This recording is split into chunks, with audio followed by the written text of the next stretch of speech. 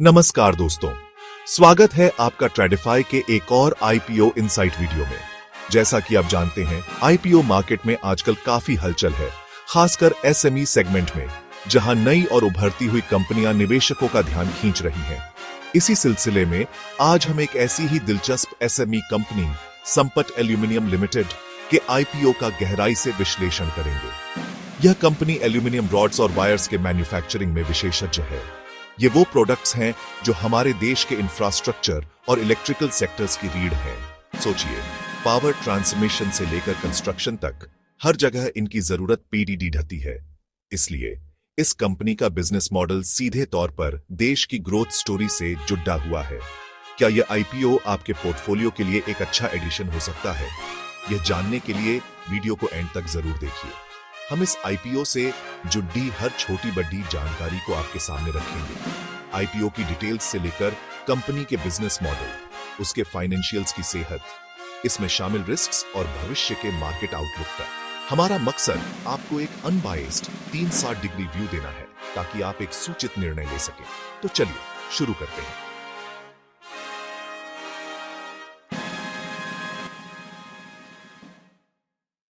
सबसे पहले यह ध्यान रखना जरूरी है कि यह एक एसएमई आईपीओ है। इसका मतलब है कि आपको एक फिक्स्ड लॉट साइज में इन्वेस्ट करना होगा, जिससे मिनिमम इन्वेस्टमेंट अमाउंट काफी बढ़ जाता है। साथ ही एसएमई स्टॉक्स में मेन बोर्ड स्टॉक्स के मुकाबले लिक्विडिटी यानी खरीद बिक्री अक्सर कम होती है, इसलिए इसमें रिस्क और रिवॉर्ड दोनों ही ज्यादा हो सकते हैं। चलिए अब कंपनी को समझते हैं।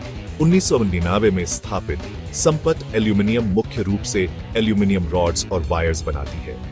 ये प्रोडक्ट्स इलेक्ट्रिकल ट्रांसमिशन और इंडस्ट्रियल सेक्टर्स के लिए बेहद जरूरी है, जो देश के इंफ्रास्ट्रक्चर ग्रोथ में सीधे तौर पर योगदान देते हैं।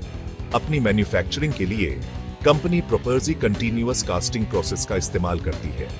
यह एक विश्व प्रसिद्ध इटालियन टेक्नोलॉजी है जो हाई क्वालिटी आउटपुट सुनिश्चित करती है और कंपनी को प्रोडक्शन एफिशिएंसी और कॉस्ट इफेक्टिवनेस का फायदा देती है। कंपनी का मौजूदा प्लांट गुजरात के कलोल में है और अब बोरीसना में एक नई यूनिट लगाने की योजना है। इस विस्तार का मुख्य उद्देश्य अपनी प्रोडक्शन कैपेसिटी और प्रोडक्ट रेंज को बढ़ाना है, ताकि बढ़ती हुई इंडस्ट्रियल डिमांड को पूरा किया जा सके। इस आईपीओ से जुटाए गए फंड्स का इस्तेमाल मुख्य रूप से नई मशीनरी खरीदने, वर्किंग कैपिटल की जरूरतों को पूरा करने और जनरल कॉर्पोरेट पर्पस के लिए किया जाएगा। इन्वेस्ट करने से पहले कंपनी की फाइनेंशियल हेल्थ को समझना जरूरी है। चलिए इसके की परफॉर्मेंस इंडिकेटर्स पर नजर डालते हैं। यह मैट्रिक्स एसएमई सेगमेंट के लिए काफी स्ट्रांग माने जाते हैं, स्पेशली रिटर्न ऑन इक्विटी जो 40% के ऊपर है।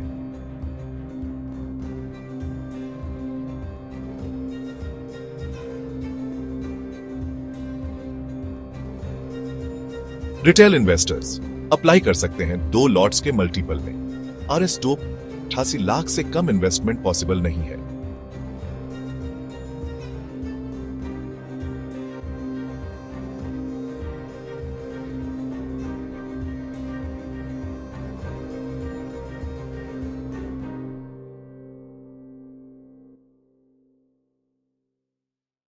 ये फैक्टर्स इन्वेस्टर के डिसीजन को सीधे तौर पर इंपैक्ट कर सकते हैं।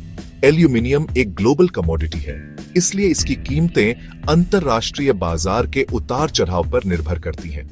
जियोपॉलिटिकल टेंशन या ग्लोबल इकोनॉमिक स्लोडाउन कंपनी के मार्जिन्स पर दबाव डाल सकते हैं। स्पेशली अगर लॉन्ग टर्म डिमांड या सप्लाई चेन में बीडी डिसरप्शंस आते हैं, तो इसका असर कंपनी के प्रॉफिट पर दिख सकता है।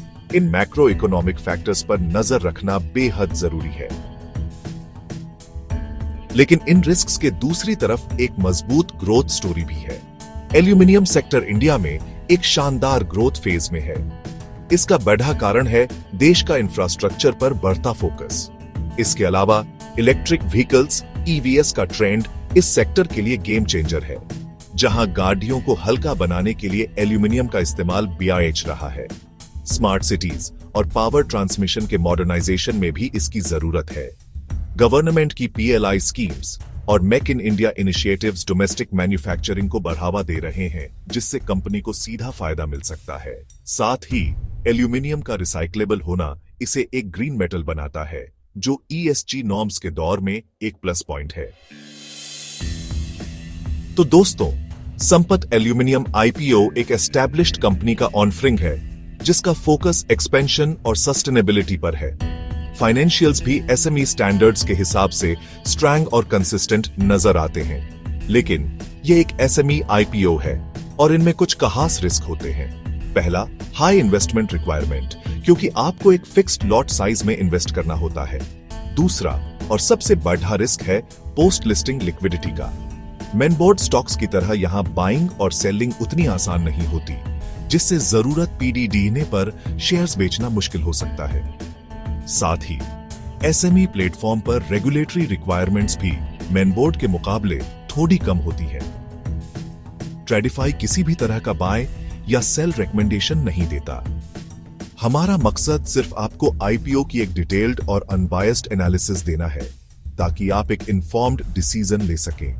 याद रखें, हर इन्वेस्टर का रिस्क प्रोफाइल अलग होता है, इसलिए इन्वेस्ट करने से पहले हमेशा अपने फाइनेंशियल एडवाइजर या SEB रजिस्टर्ड एक्सपर्ट से सलाह जरूर लें। उम्मीद है यह डिटेल्ड एनालिसिस आपके लिए यूजफुल रही होगी। इस IPO पर आपके क्या विचार हैं? हमें नीचे कमेंट्स में जरूर बताएं। ऐसे ही और IPO ब्रेकडाउन्स और स्टॉक मार्केट इनसाइट्स के लिए हमारे चैनल को सब्सक्राइब करें और बेल आइकॉन दबाएं ताकि कोई अपडेट मिस न हो। अपनी IPO जर्नी में नॉलेज के साथ आगे बढ़े। मिलते हैं अगले वीडियो में। तब तक के लिए हैप्पी लर्निंग, हैप्पी इन्वेस्टिंग। ये है ट्रेडिफाई, जहां मिलती है IPOs की असली पहचान।